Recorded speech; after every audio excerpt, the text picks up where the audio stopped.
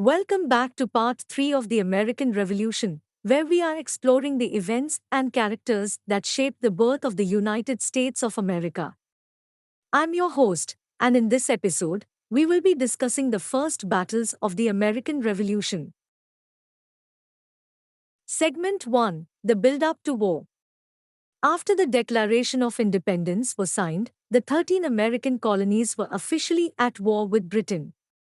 Both sides were preparing for a long and bloody conflict, and the first battles of the American Revolution were about to begin. Segment 2: The Battle of Lexington and Concord. The first battle of the American Revolution was the Battle of Lexington and Concord on 19 April 1775.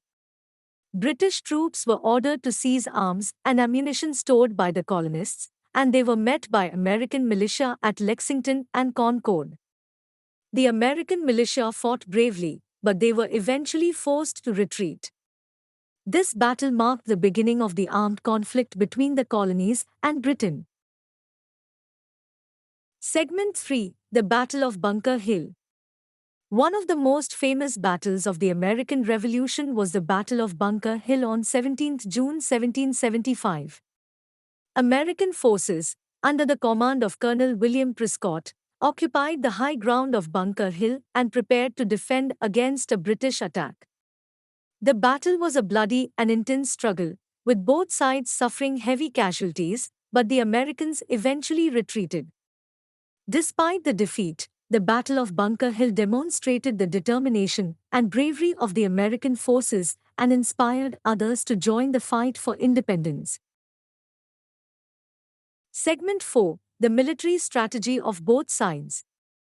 The British and American forces both had different military strategies during the American Revolution.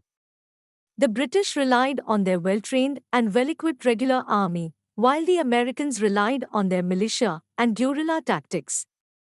The British believed that they could win the war by controlling the major cities and ports, while the Americans believed that they could win the war by wearing down the British army through a series of small skirmishes and battles.